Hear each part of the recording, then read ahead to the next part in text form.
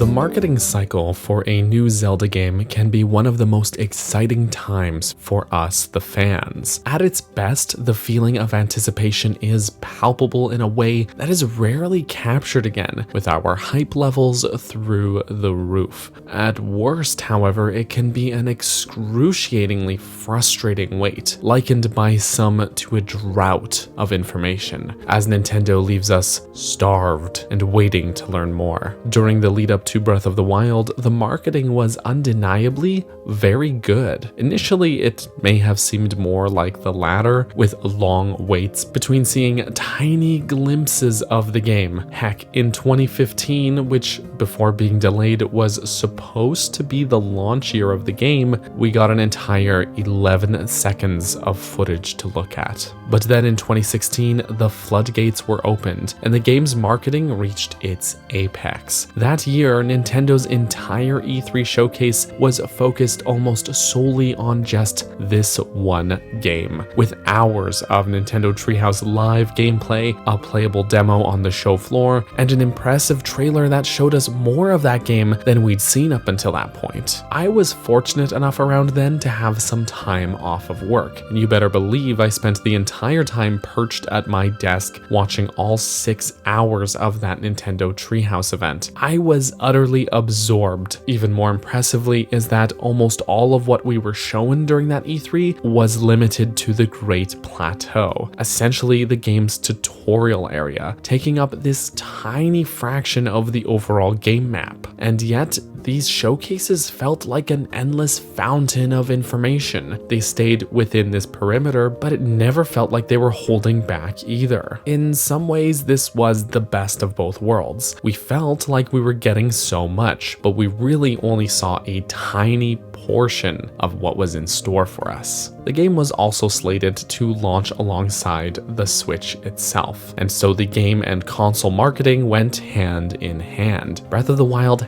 had to be the killer app to get this console to sell well, so it was featured extensively in the Switch's ad campaigns in addition to its own. The final trailer for the game before launch came out in January of 2017 during a Switch presentation, and it is still to this day my favorite trailer of any game ever, even if I had to stay up quite late at night to watch it live. Well, late for me at least, since at the time I worked in a coffee shop and usually woke up at about 3:30 a.m. for work, so anything past 9 p.m. was very late for me. The point is, the hype was so real that I was willing to do that, even eager to.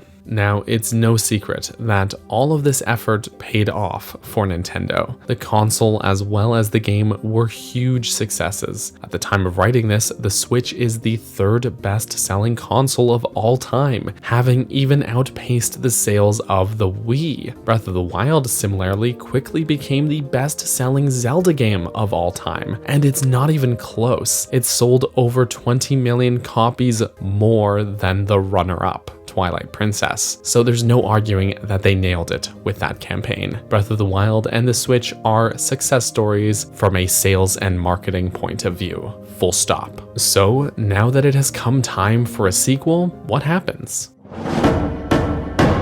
The discourse online has been very interesting, to say the least. It's not a stretch to say that there are many people out there that feel underwhelmed by the amount of information Nintendo has chosen to show us, with many likening it to another information drought and calling it worrisome. Some have shared anecdotes about people they know being outright confused or not even understanding that it's a standalone game, which seems baffling to me since we've only known the game as Tears of the Kingdom for a relatively short amount of time. I'm not quite sure how anyone can be confused about something that has for years been referred to as either the sequel to Breath of the Wild or Breath of the Wild 2 colloquially, and not understand if this is DLC or a new game or not. Regardless, I also understand not everyone is a hardcore fan of the Zelda series like myself. It's more or less my job to pay close attention attention to this stuff, and up until recently, I co-hosted a Zelda-centric podcast for about 5 years, and news about said sequel was a frequent topic. So I acknowledge that I myself have probably been more invested in this subject matter than your average consumer, and so my stance on this matter is almost certainly impacted by that. That said, there seems to be some confusion about what makes for good marketing. People online seem to have this conflated idea that marketing has to be the communication of new information, and so by virtue of not getting new information, the marketing is therefore bad. That seems to be the consensus I'm seeing online. The complaints about the marketing that I've found is that people want to see more of the game. But is that really what marketing is? Well,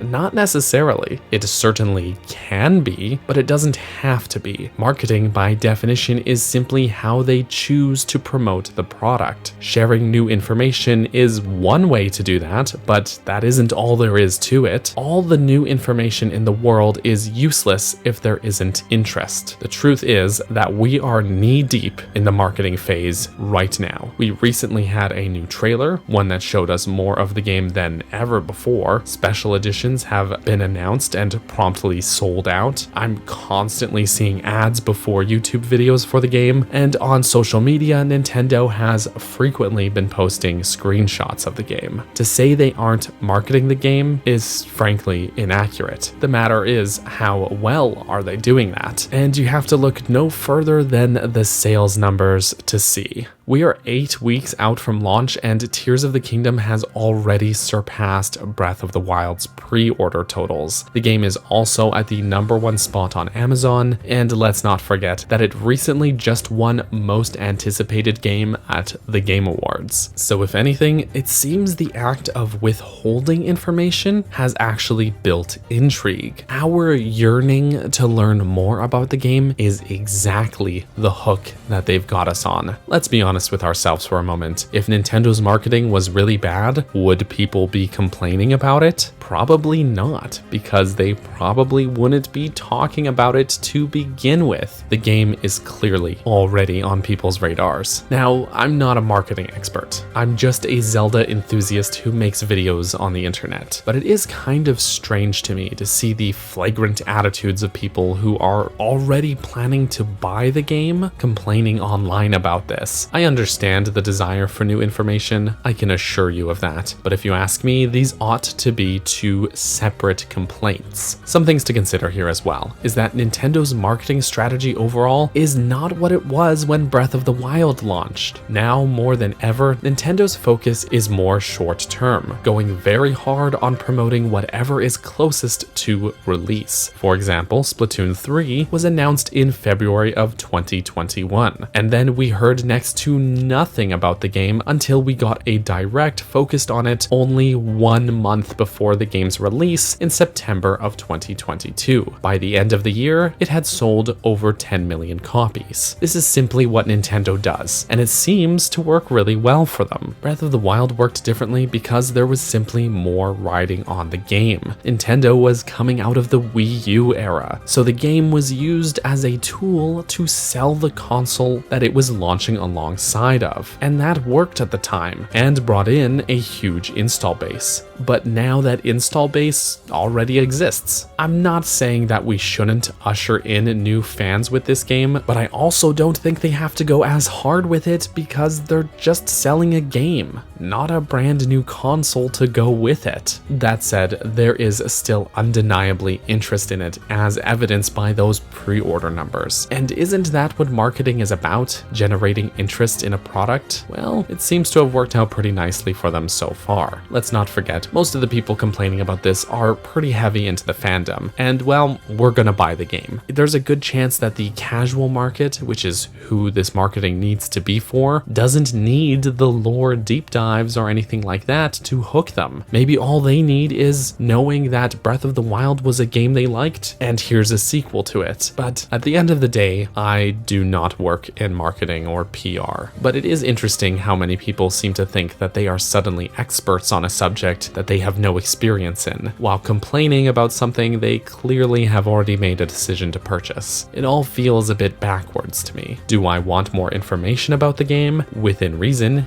yes. I don't want the game spoiled for me, of course, but I have a lot of questions that I frankly want answers to. At the same time, that mystery is alluring to me. I want to get the game so that I can learn more about it firsthand. I don't think that's wrong of me, but I'm not gonna tell you that your feelings on the matter are invalid either. They're not. If you're unhappy with how much we've seen, that is okay. Feel your feelings. But not liking something and it being objectively bad aren't the same thing. I don't like root beer, but it's enjoyed by millions of people globally, and that's okay. I also think it's really cringy when companies use memes in their advertising, but is it bad marketing? No, it clearly works for them. I guess the big takeaway from all of this is that it is okay to have an opinion, so long as we remember the difference between the objective and the subjective. Regardless, Tears of the Kingdom, from what we've seen, is shaping up to be perhaps one of the greatest games in the Zelda series, and I'm ready to re-challenge my own list of favorite games again to see if this one makes the cut. I have a feeling it will, but then again, maybe that's just what I've been influenced to think by the game's marketing. Thank you for watching this video. I hope it was at least somewhat thought-provoking, and I really hope I haven't stepped too hard on anybody's toes with this subject. If you're starved for more Zelda content, then good news. I have a lot of that, including more Tears of the Kingdom related speculation, as well as breakdowns of the dungeons of the series, and what makes each of them so special. So go check that out if you have the time. Otherwise, I would like to open the conversation up to you guys now, so feel free to drop me a comment below and let me know how you're feeling about Tears of the Kingdom, and if it has been advertised to your liking. Make sure to be civil and don't forget to hype responsibly. Thank you all so much for watching. Before we end this off, I just wanted to say thank you to the lovely people who supported me on Patreon or here on YouTube as a channel member, including but not limited to Grey Mage, Brenda, Tetra, Callie, Hylian Wes, Justin, Midnight Naomi, and Bunny. Thank you all so much for the support and for watching, and I will catch you all next time. Bye-bye.